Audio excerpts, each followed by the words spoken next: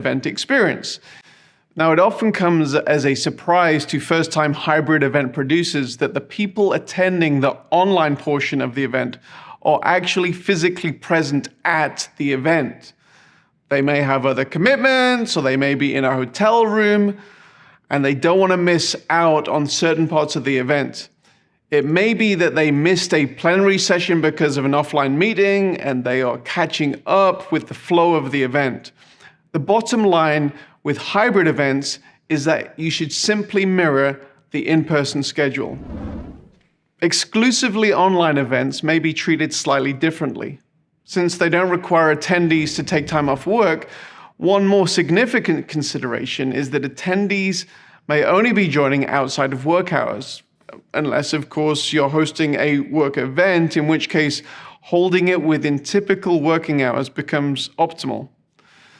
Many in-person expo-type events have very little main stage time and spread the event over a number of days so that attendees can network, have offline business meetings, grab a coffee or lunch together.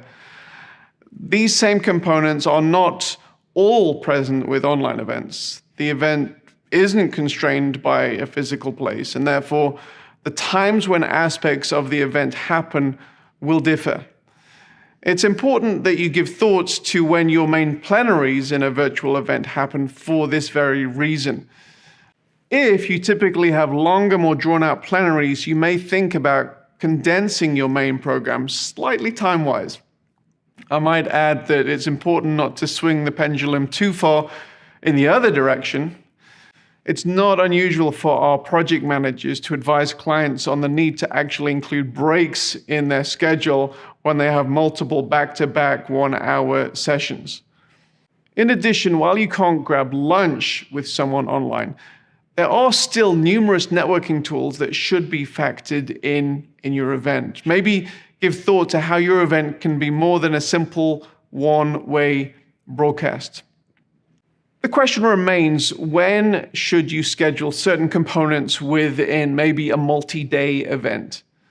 Now, there are no hard and fast rules. You know your audience, and we can have constructive conversation about that. But we typically see a few general rules that are different than in person. We often see spikes at the beginning of an online event in a much greater way than we would in an in-person, where people may arrive late.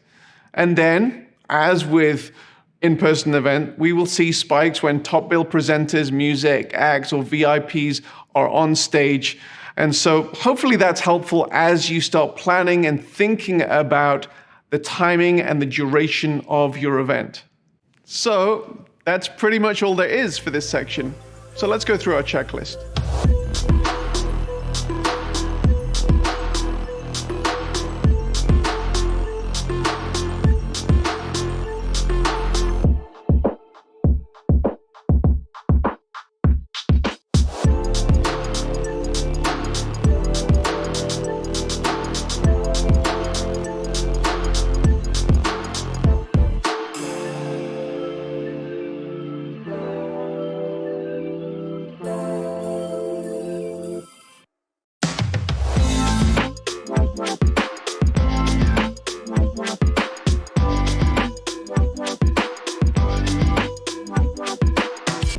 Whether you're having an entirely in-person, a hybrid, or an exclusively virtual event, there are a number of questions that you need to answer. One of the first questions is related to venue and production. Often this seems to be answered more easily for in-person than online events.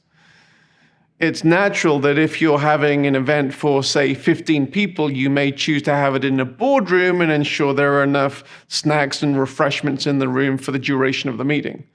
And then if you're having a 15,000 person event, you're going to rent an arena with adequate audio-visual production so that the audience doesn't have any challenges with seeing or hearing what is going on. Now, similar principles are true for online events, and yet sometimes the production elements for online events are not thought through thoroughly. WebRTC, that's web real-time conversations, and other video conferencing applications that you'll be aware of are amazing tools. for real-time interactions. However, their strength is in connecting individuals through low-latency video connections. And that's usually for small numbers of people and not for broadcasting a high-quality message to thousands. Now, if you're having a 15-person boardroom meeting and you wish to take it online, then utilizing such WebRTC, Zoom-type applications is the right choice. If you're broadcasting a message to thousands, however, using a low-latency application is probably not the right choice.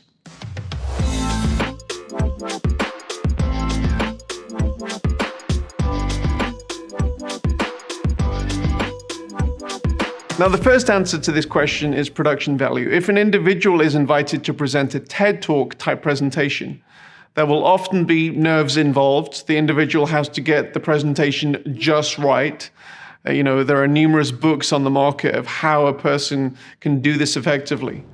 In addition to the person's presentation and how they look on the day, the presentation is typically given on a thought-out, clutter-free stage with high-quality cameras placed perfectly, lights, audio, visual, which mean that the only thing that is focused upon is the message itself.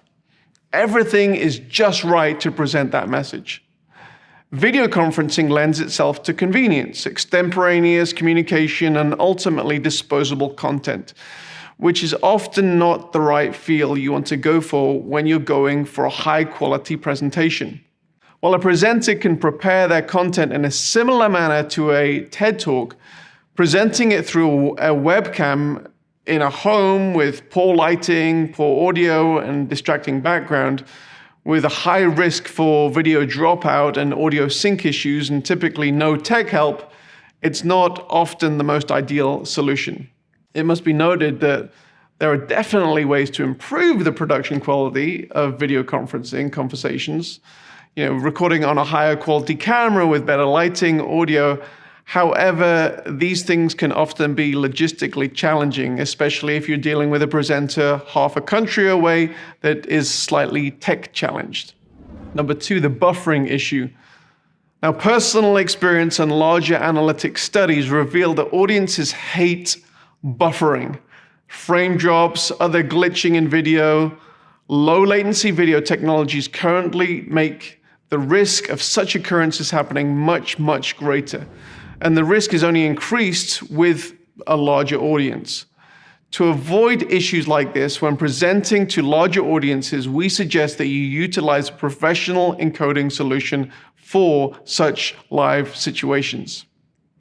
Now, thinking about what you want to communicate and how that will be communicated needs to be a holistic process, whether you are planning in person or online. What is the content? How is it presented via video? i.e., what is the production quality? And what platform you are using to present it are all relevant questions to answer. Sardius, we have a high-quality interactive platform. However, if the production quality and the content of the video is not very good, then the overall experience will not be a compelling one. So that's pretty much all there is for this section, but let's go through our checklist.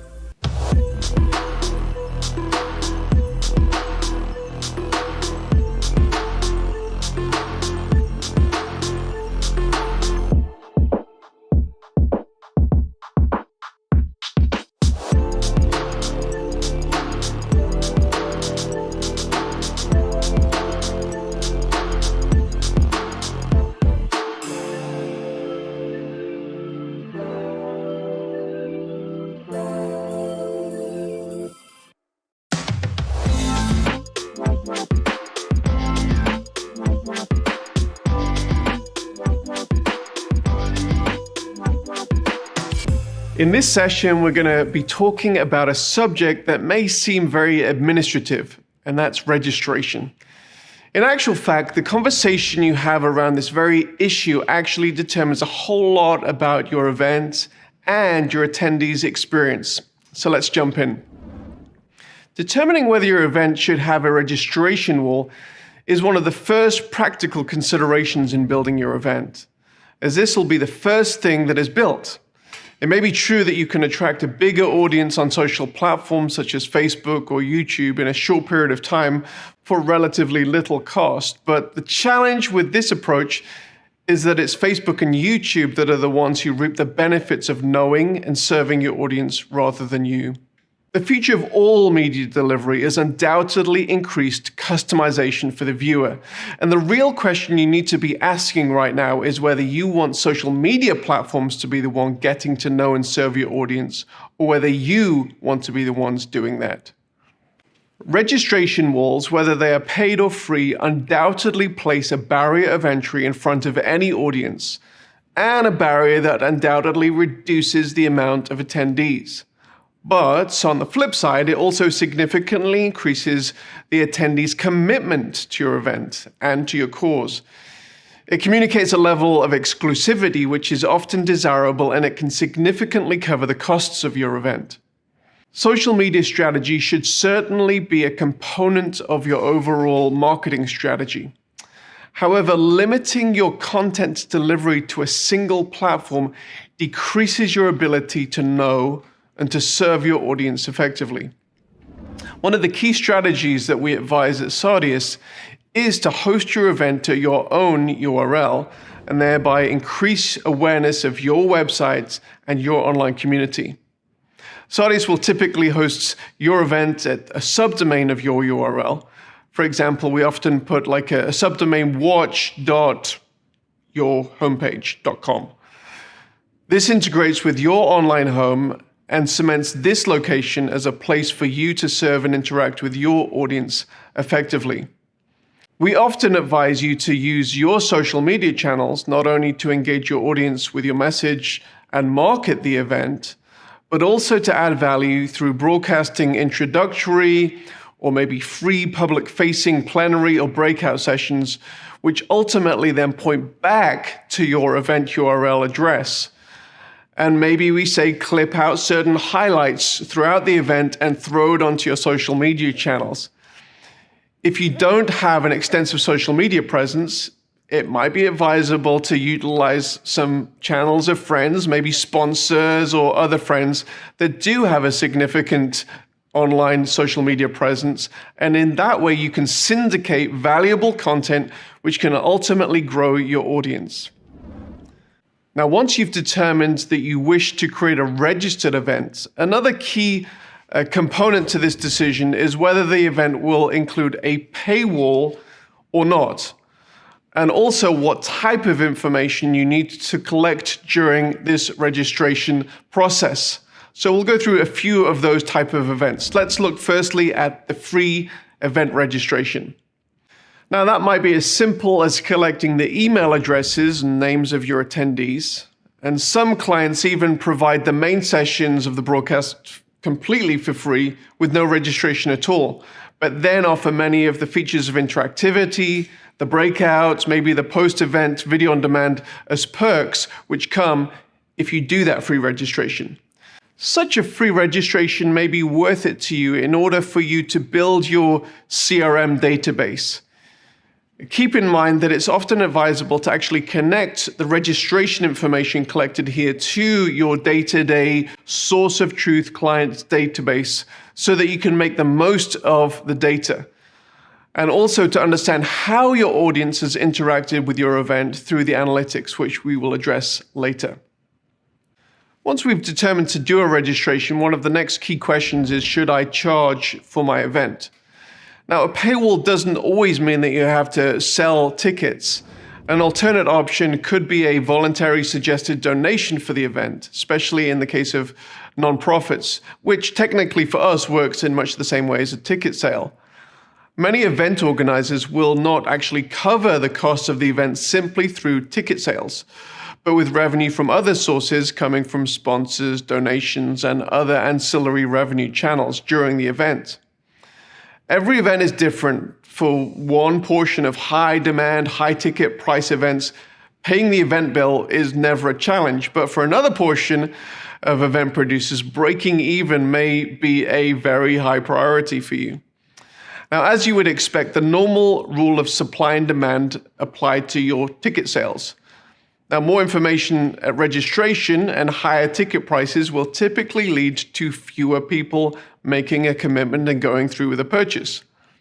Another consideration that is often relevant for nonprofit events is that when you sell tickets, there is a requisite expectation created related to your event of a certain level of quality in the deliverables, which often includes a high-touch customer service necessity. And therefore, such organizations may choose the route of a suggested donation for a ticket instead. Now, there isn't a right or wrong approach in answering these questions. However, you should consider them alongside your main event metrics as you build your registration. The next section we're going to look at is gathering the right information for you. With any type of ticketing, you will need to determine the fields of information you wish to collect. These may include information necessary for registration and the smooth running of your event, information necessary to create a user profile in the event, and any other marketing information that is helpful for you. I'm just going to run through a list of examples of fields that you may consider, and we'll bring it up on the graphic. Name, your first and last name, email address, a full physical address, a partial physical address, country, state, postal code, telephone number, maybe social media links, a short bio, a profile picture of the attendee, a type of ticket required. You may want to suggest different types of audience journeys throughout the event. You may want to have a field for promotional codes, credit card information, and custom marketing questions and opt-ins. As we look at these fields, one of the questions that comes up: should I be concerned about privacy issues in collecting this data? As more and more companies have profited from using the personally identifiable information, PII, of their constituents, privacy concerns have become an increasing concern for any online endeavor. Now, in many countries around the world, legal frameworks have been created to protect citizens from the unscrupulous practices of certain online companies. Now, even if privacy concerns are something that you have never considered before, it's important, if you have an online presence and you collect any kind of personally identifiable information, that you give it a little bit of thought. If you have a web or an app presence, now would be a good time to develop your own privacy policy, terms of service, and perhaps a cookie policy to communicate that you are not one of those unscrupulous organizations who are going to sell data to the highest bidder. As you build the registration of your event, it's important to display these policies to your audience to communicate how you are using the audience's information. We typically find that displaying these opt-ins at the point of registration is the right place to communicate these policies. Related to these privacy issues is obviously GDPR, CCPA, and other legal requirements around the world. Now, if you have a significant audience in Europe, UK, or in California, it's important that your online event is compliant with the General Data Protection Regulation, GDPR, EU and UK, and the California Consumer Privacy Act, the CCPA, respectively. You are responsible as the data controller of your constituents' information. And in a subsidiary manner, Sodius Media is responsible as a data processor for your constituents. Other jurisdictions around the world have similar provisions to GDPR and CCPA, and Sodius tries to keep up to date with many of these. But we've placed an emphasis on compliance with both GDPR and CCPA, as these, up to this point, have been the gold standard in relationship to privacy compliance. Sodius will provide you with all the relative documentation regarding how we use the information to aid in the smooth running of an online event, and will require you to give permission so that we can process your data. The next question in building your registration is, should I limit the number of devices per registration? Privacy issues are nothing to be afraid of. While you shouldn't be using the personal identifiable information for purposes for which you're not authorized, Obtaining the consent of attendees to opt into your calls to action is often exactly what both you and the attendee want. Business models moving forward will increasingly rely upon the organization's ability to customize their services and communications to their clients. I find it both reassuring and convenient to walk into a local coffee shop where they know your name and they've already prepared your coffee. One barrier to collecting this information, however, is when individuals share their username and passwords. And this has been a problem that Netflix and many of the other online video platforms have to deal with. When Barry from accounting tweets out his access codes and suddenly 1,500 people are using it, you have a lot of useless information about Barry. Added to the fact that you may have missed out on selling many tickets and a lot of money. For these reasons, we recommend that you limit the amount of devices per registration. When an individual buys a ticket or registers to a Sardius-powered event, a unique token is created per registration, and that is used to create the individual event journeys throughout the event. It's also possible to restrict the amount of devices that can access the event on that token. As you build the registration, it's important to consider your goals and whether you wish to restrict each token to a specific number of devices, whether it's 1 device, 10 devices, 20 devices. Audience journeys. You may choose to develop an event where every attendee is served the same content the same way. Alternately, you may wish to create an event where the audience either chooses or is placed in a custom journey related to their audience segment. In much the same way as you have choices in an in-person event, you need those same choices online. Now, this may change what content that audience segment sees, which user interface they interact with, and which other attendees they interact with as well. You may build an event where attendees get to choose what components of the event they wish to participate in and when they want to participate in it after they've entered the event, or these choices may be made by the audience during that registration process. I'm going to run through a few examples of choices that the audience can make either before registration or after registration.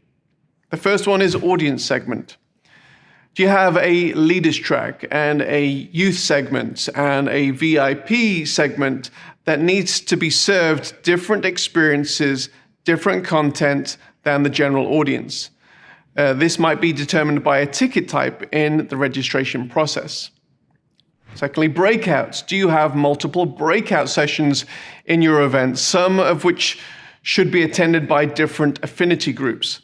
Again, it is possible for individuals to opt in to this right journey for them in the registration process and therefore make an indication of which breakout they will attend at that point.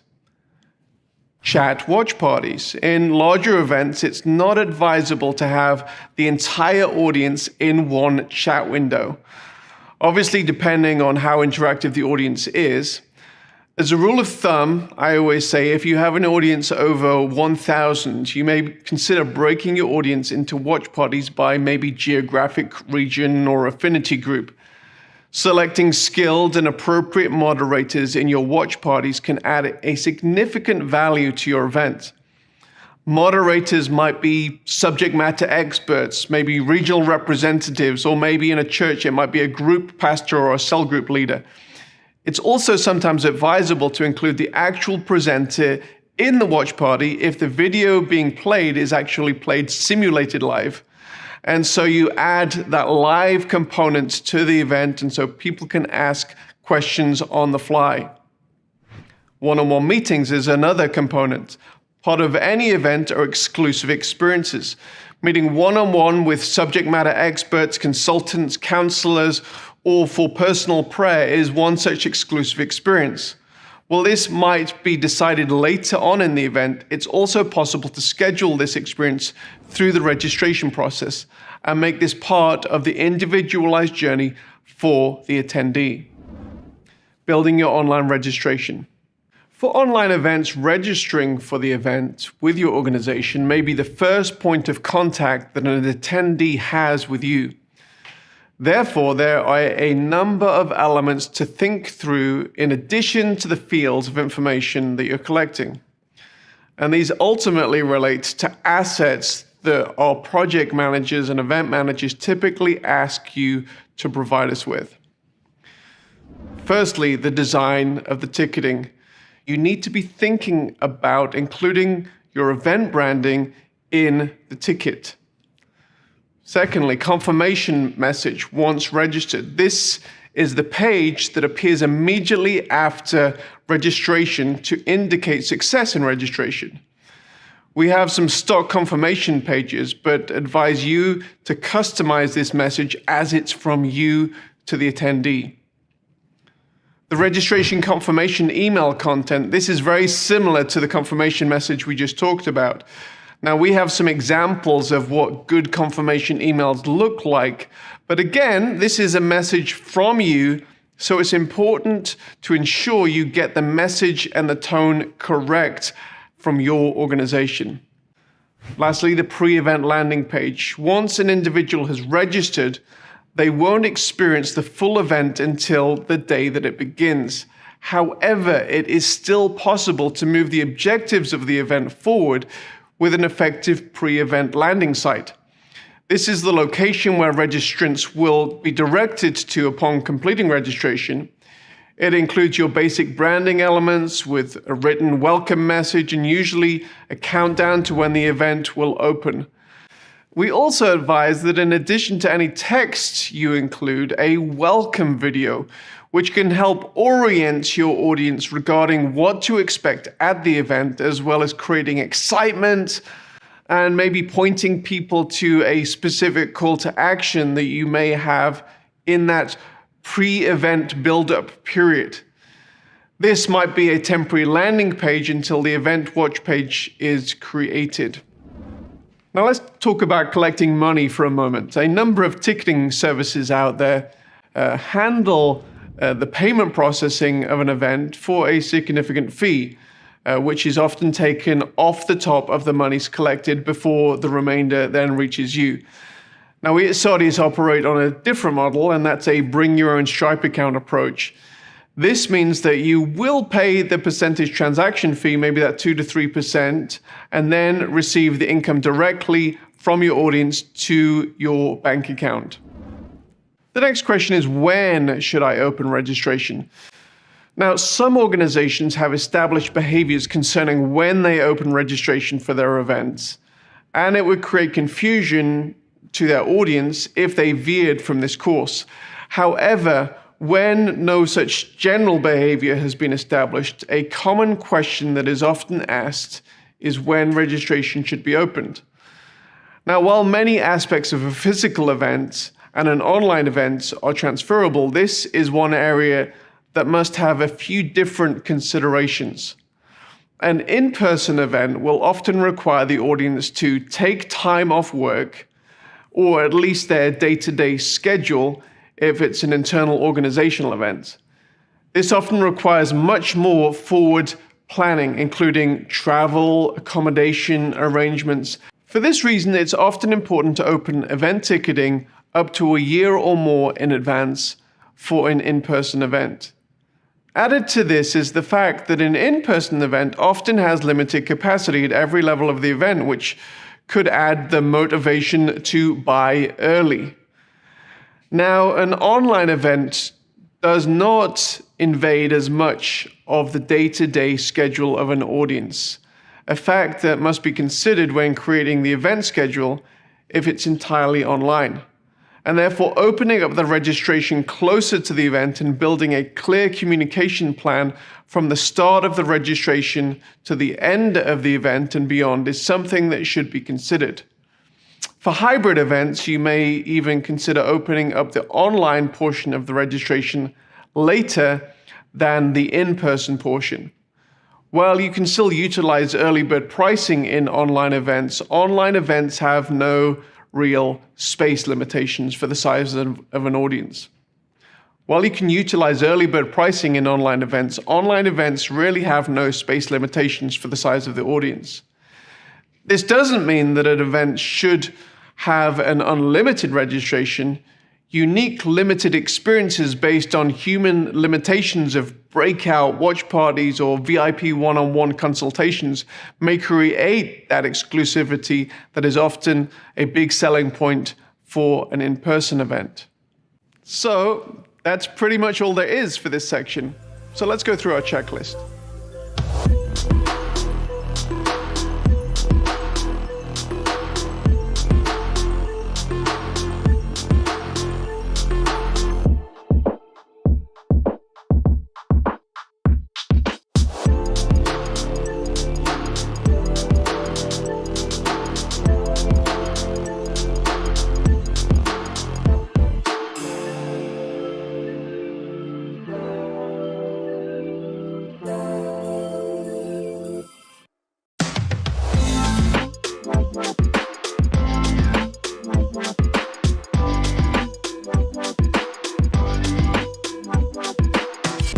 In this session, we're going to go through all the considerations that you need to think about in relationship to producing your online event.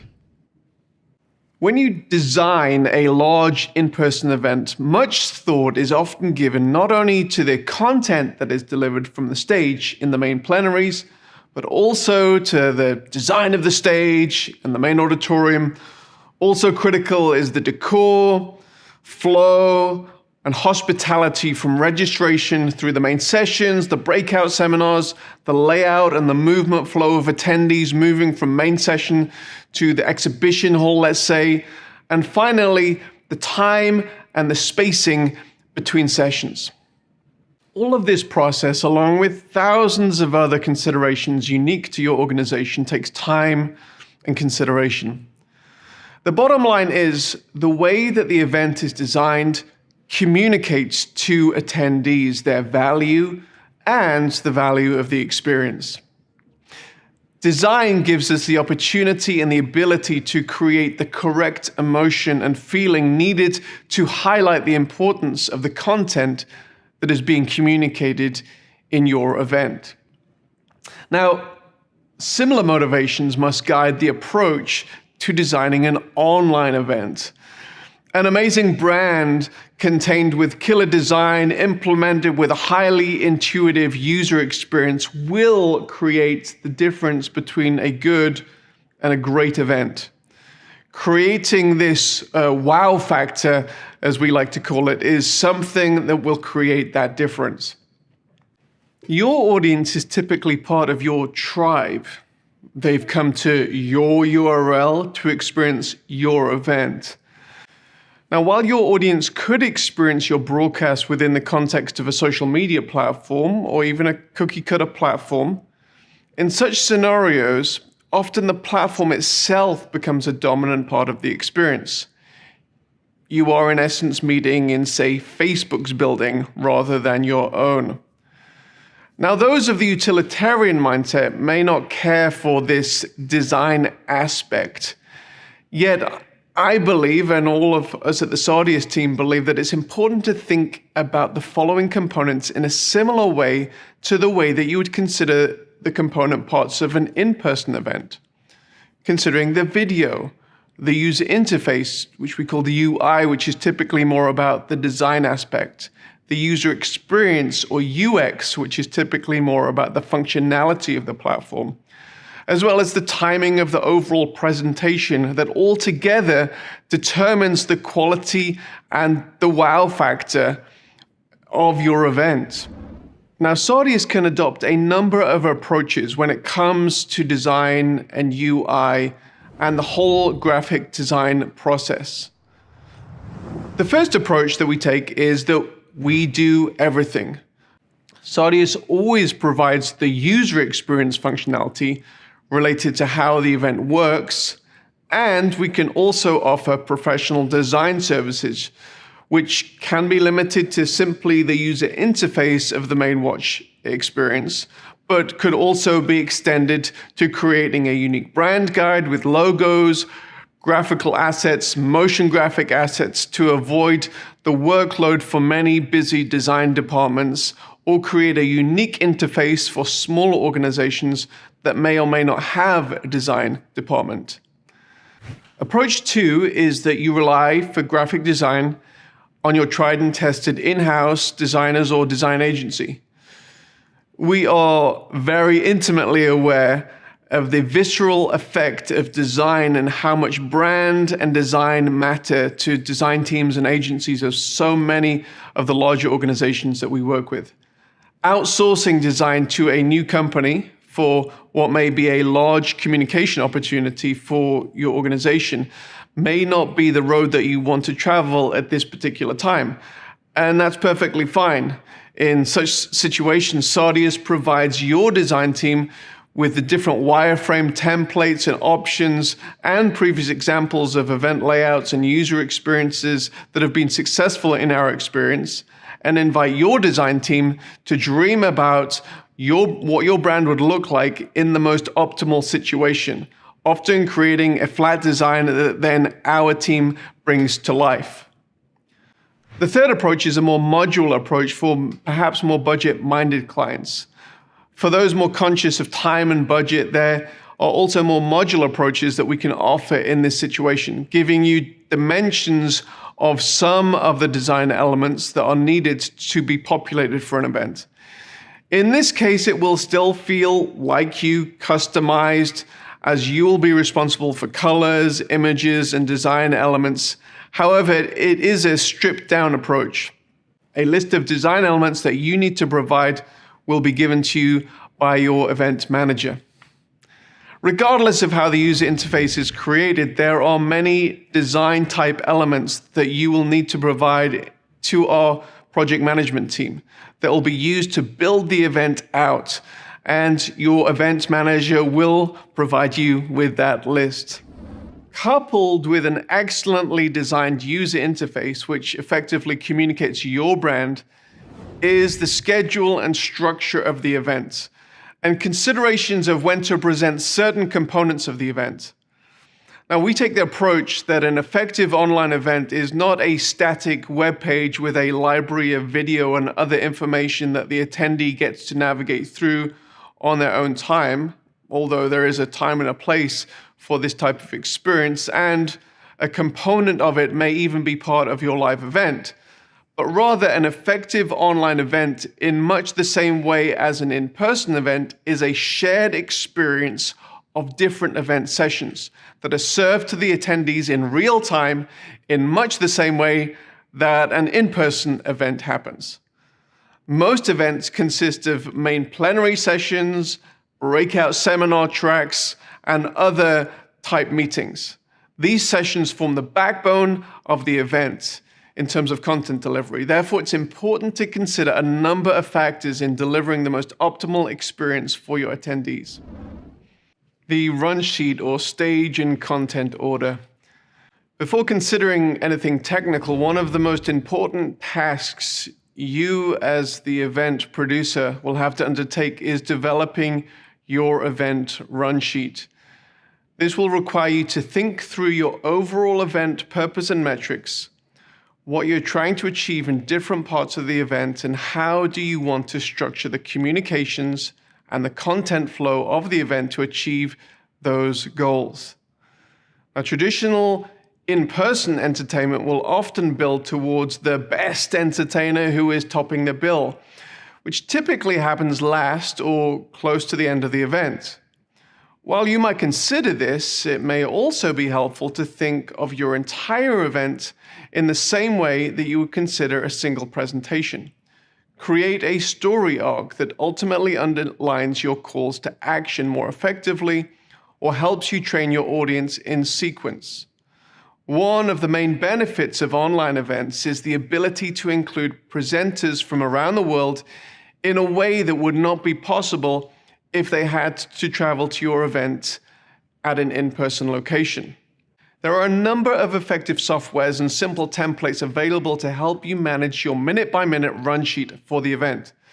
Just be aware that despite all of your careful planning, many, maybe most, run sheets won't go exactly as planned, especially if you're broadcasting significant portions of your event live. Broadcasting your event live has many exciting and important psychological benefits, of which I love, but predictability isn't one of those benefits. It's important to plan for the unexpected in your run sheet. Allowing for the unpredictable in your online schedule is something that you should be aware of. Sardius gives you the ability to create very complex event schedules ahead of time, which you will need to do. However, if you have the unexpected changes to your schedule at the last minute, you need to ensure that you are hosting your event on a platform that allows you to make last-minute changes, rather than the event being significantly cached on the attendee's machine. Sardius allows you to make those last-minute changes and work them seamlessly into the flow of your event. Now let's turn to the video production of the event. Typically for an in-person and a hybrid event, it's recognized that video production must be of a certain quality level. The same realization is not always recognized with exclusively online events. With the proliferation of video conferencing platforms, video quality often isn't given as much thought until the audience is struggling trying to follow a presenter who has filmed his presentation on his mobile phone with bad video and audio. And when we speak of video production quality, we're speaking of video camera quality, audio quality, lighting quality, background quality, and finally broadcasting quality. Often with online events, the event producer is having to deal with presenters from diverse geographical locations. In the past, may have only been the preserve of outside broadcasts on newscasts of election coverage. Without having to produce full-on TV quality, here are a few suggestions to produce the best quality video for your event and mitigate against some of the inherent risks. Number 1. Obtain a central location to film and broadcast from. Most individuals don't have access to high-quality video production gear. Now, this has changed somewhat in the post-COVID world, and even if you do, it is often wise to have a second set of eyes as a video producer to ensure quality production. If you obtain a central location to shoot the event with a higher quality production level, better equipment and tech personnel, and invite your key presenters to this location, you can limit your exposure to bad video. Secondly, pre-record the segments of your event where you're broadcasting a video conversation. There may be legitimate reasons why you need to broadcast a low latency video connection live. For example, if you require a live feedback interaction with the audience. If you don't, it may be wise to pre-record this segment, which gives you the ability to get better quality video, which could possibly be edited if there are any mistakes or video dropouts. Thirdly, ensure key presenters have better quality video recording and broadcasting equipment. The success of your events may be dependent upon certain key presenters. If they cannot be at the central location, then try and ensure that they have access to better quality video production. This might involve them traveling to a studio close to them, or it may involve providing them with better cameras, lighting, audio, perhaps a backdrop that they can record their presentation independently. Even if it is part of a live video conference conversation, this can be edited for a later simulated live broadcast. Now let's talk about broadcasting and the live or the simulated live question. The subject of whether your event should be broadcast live or pre-recorded and broadcast at a simulated live event is highly connected to the structure of your event. Having bad video can be a make or break for an online event. Therefore, this is a consistent question that the Sardius team discusses with our clients. There are a number of pros and cons to each approach. Let's talk about live. But it is these very limitations that make live events popular. It creates a psychological buzz, it results in bigger audiences, and it creates the ability to create finances through mechanisms like pay-per-view. You only have to look at the audiences for live sporting events to realize that there is a massive benefit in watching live versus the simulated live broadcast several hours later. Now, even outside of the sporting realm, live broadcasts have a certain cachet that results in bigger audiences, and despite the inherent risks involved, which we'll talk about, they give you some opportunities that are not available with simulated live or video on demand. These largely boil down to live audience engagement. And this includes interaction with questions from the audience who are posting in chat or via video conferencing, the ability to poll or to ask your audience questions and get in-the-moment responses. The risks connected to live broadcasting are related to two main factors. The first of these is the unpredictable and complex nature of an event schedule, which can mean a much bigger production budget to ensure that there are no errors in the broadcast. Secondly, the reliability of your broadcast setup, which may include all your video conferencing connections, but it's mainly related to your video streaming encoding solution and your internet connection.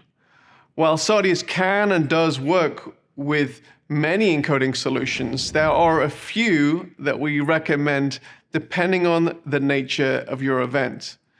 These include Resi, Haivision, Telestream, and a few more that we can talk about. If you're unfamiliar with the world of web streaming, it may be advisable for Sardius to handle the streaming portion of your event. For one-off events, we will typically use Resi as our live streaming partner due to the resilience of their streaming protocol in many event situations. One of the most frustrating possibilities in a live streamed event is the audience having to deal with buffering issues. Mitigating the possibility of buffering is something we advise repeatedly and believe one of the best ways to do this is by using HLS streaming, simulated live. Despite the cachet that's involved in live streaming, this may not be the right way for you to go for a number of reasons. Live broadcasts, if done well, can often cost more in terms of video production and streaming and can cause you a lot of stress due to the inherent risks involved. Some thrive on this risk, others don't. Another approach can be to pre-record your program and then broadcast it as if it's live.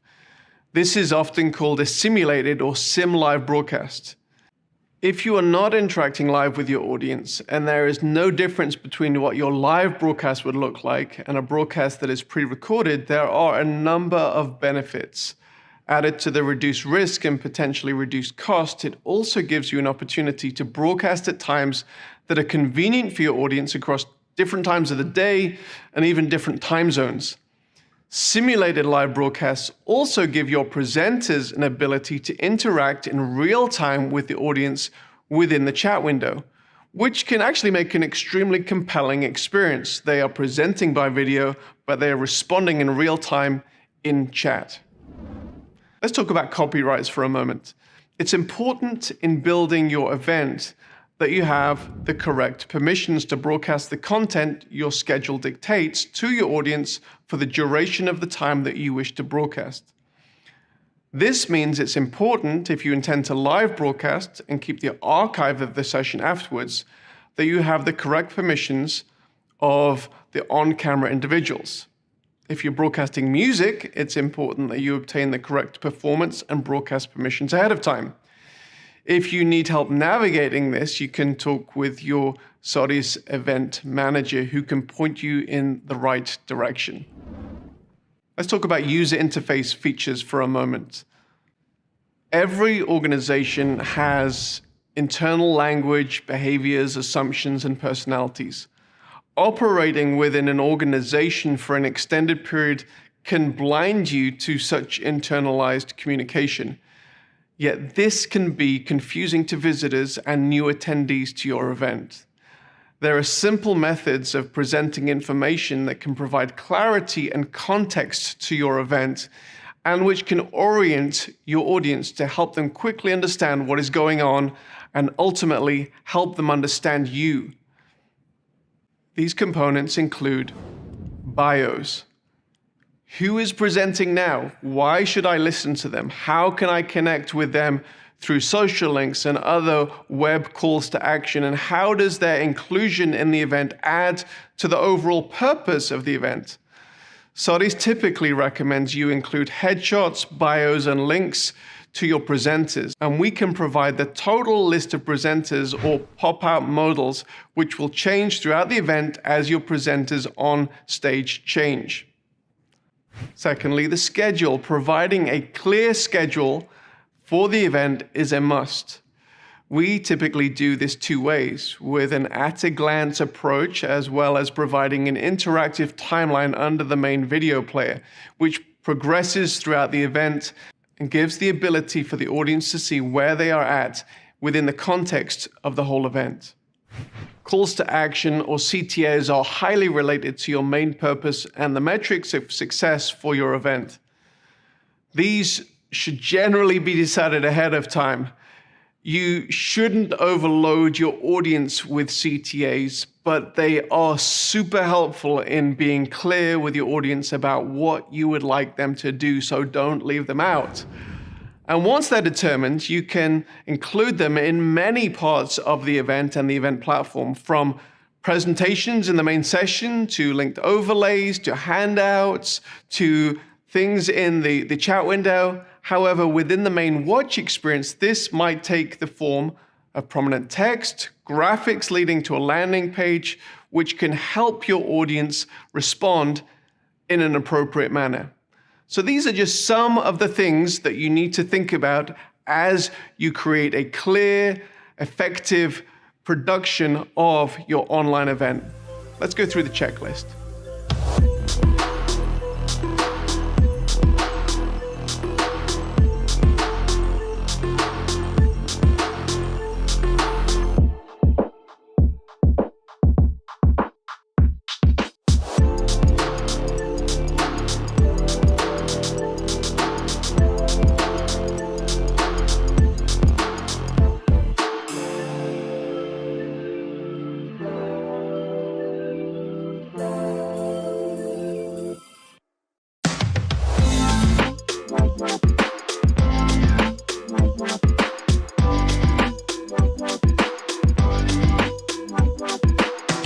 In this session, we want to take some time to discover how you can get your audience involved in the event.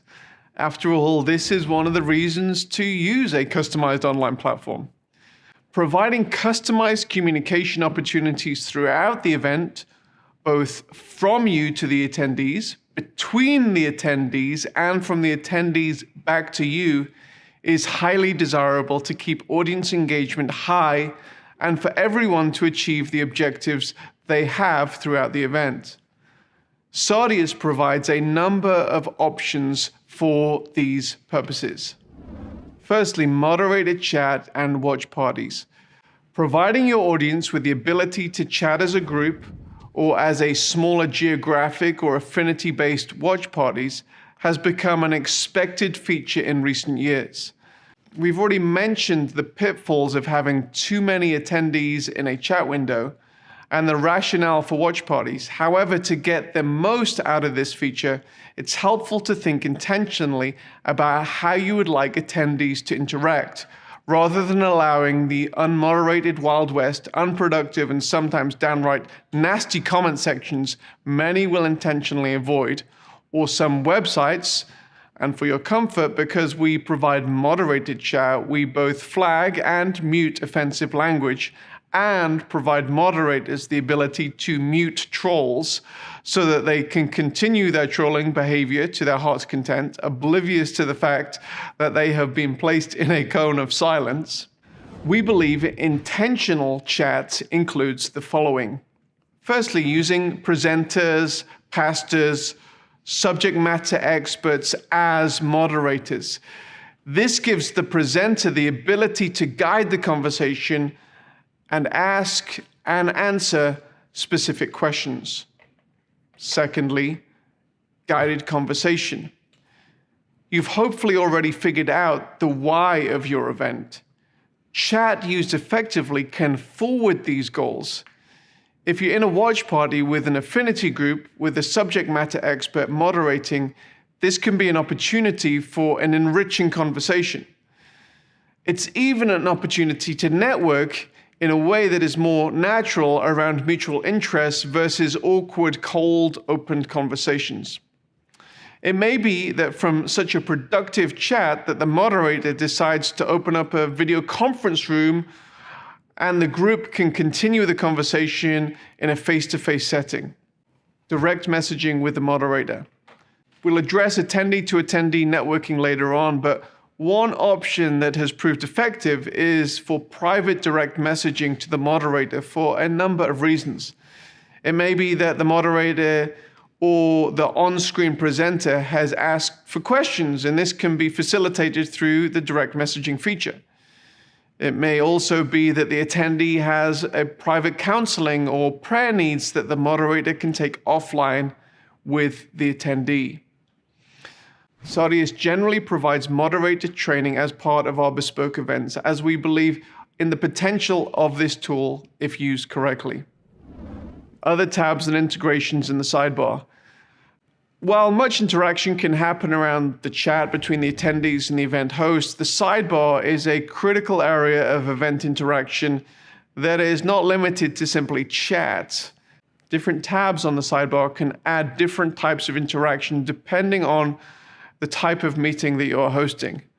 Examples of other tabs that we've done might be an integration with an online Bible, might be notes for church meetings, might be a giving portal.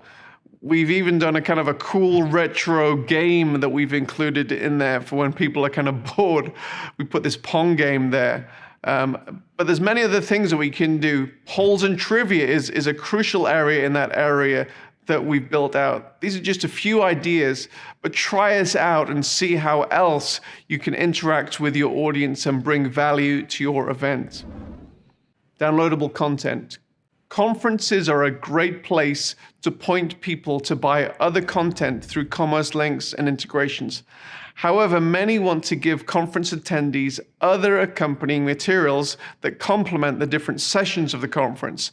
So these might be ebooks or handouts that highlight certain training topics. They may be other audio or video content that take the attendee deeper into a certain topic that communicates added value to the attendee who's at the event and can be delivered as part of the platform rather than the presenter simply referencing the resource but not giving the audience an easy on-ramp to actually access the content. Typically, we have that around the video window, so it's an easy click to download that content. Polls and trivia. One of the benefits of live broadcasting your event is the ability to directly engage with the audience in real time.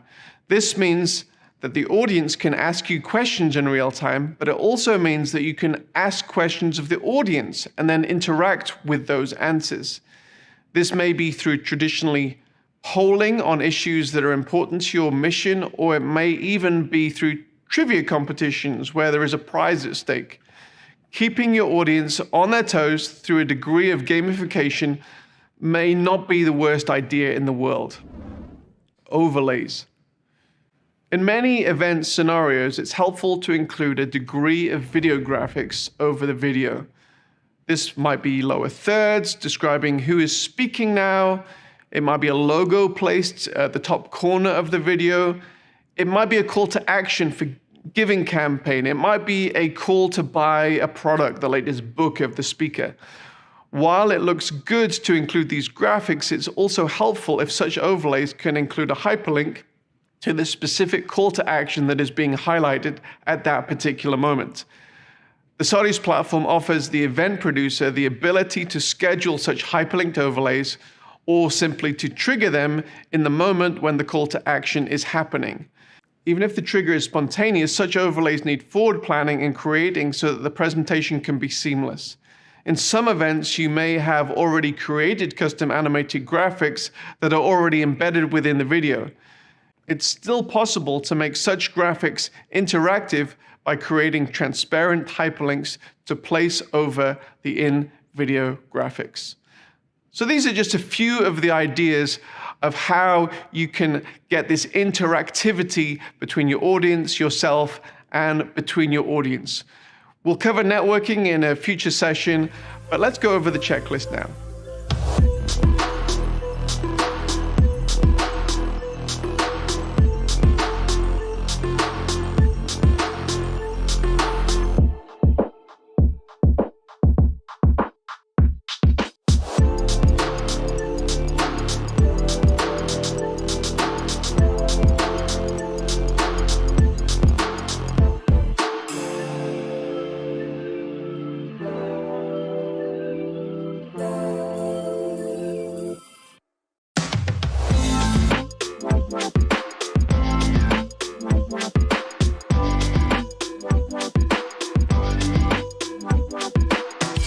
Up to this point, we have envisaged either an entirely on-site, an entirely online, or a hybrid event. However, there is another option that has become increasingly popular, and that is to offer physical or online host sites. What's a host site? A host site may be a home, a church, an office, or any other location where attendees can gather in smaller groups to participate in the event. Providing an excellent host site experience, like every other component of a world-changing event, needs intentionality. We will leave the hospitality and the in-person network elements to one side for now, and focus on the broadcast and the online components. The first thing that is important to ensure at your